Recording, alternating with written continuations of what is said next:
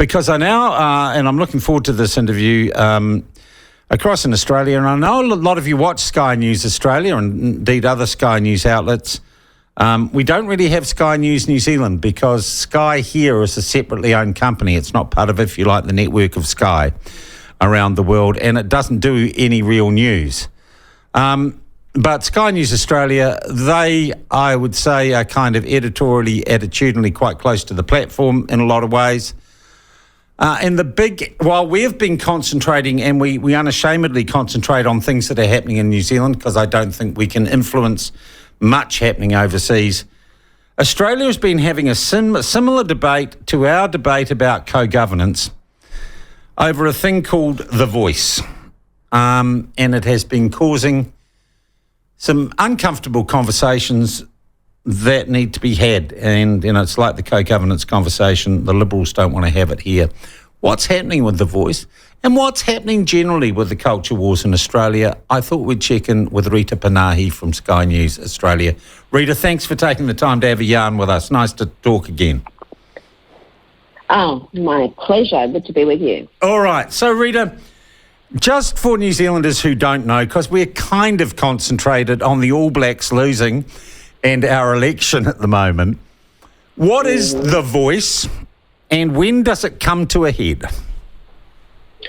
Well, we've got a referendum coming up not far away now. It was October 14, so 2 weeks after the AFL and NRL grand final. So it's the day of our election in New Zealand. This is interesting. Oh, well, see, I should have known when your election was. I don't expect an Australian to be following our election the way we follow The Voice. Well, no, I know it's coming up. I wasn't across the date, but the date has only been announced recently. We've known this referendum's going to be coming for a long time, but it was suspected the date was selected to coincide with the grand finals a couple of weeks afterwards, just so you have this wave of goodwill and bombarding of... Okay. What is the referendum asking Australians to decide on?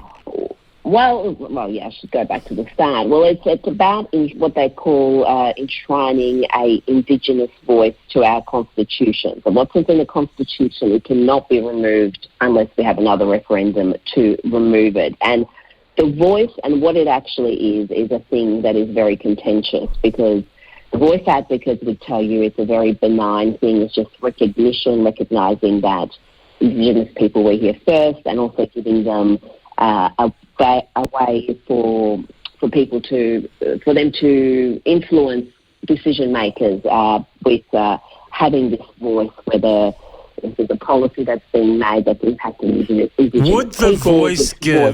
Would the voice give Indigenous Australians, being the Aboriginal peoples or First Nations peoples, would it give them a disproportionate influence in the democratic institutions of Australia?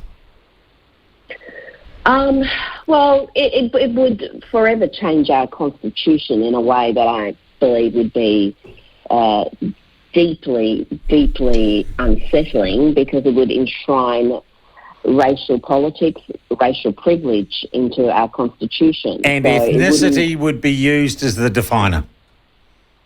Yeah, it's the only definer. It's an Indigenous voice. It's not it's not a migrant voice. It's not a Greek voice. It's not it is the only defining attribute to this is Indigenous voice, and that who actually can participate in this, who will be elected to be part of the voice, will there be an election or will they be selected?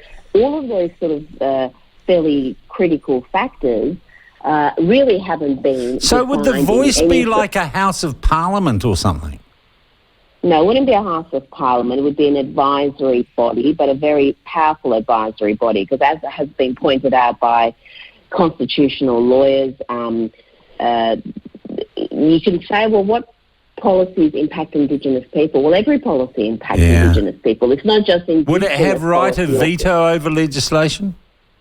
No, it wouldn't have right of veto, but as has been said by voice advocates and even some of our most powerful politicians, it would be a very brave government indeed that would ignore the voice. So in a way, it would be seen, former Prime Minister who now backs the voice, but who initially was very much against it, described it as a third chamber of Parliament, because it will be very much empowered. And of course, it doesn't stop at advice. And look at the Uluru Statement from the Heart, which is what this agenda is all based on. There's talk there about truth-telling and treaty. Truth and reconciliation. The voice is really just the first step. So again, they will deny this now, because when Australians hear about treaty and these truth-telling commissions, then they're not filled with warm feelings.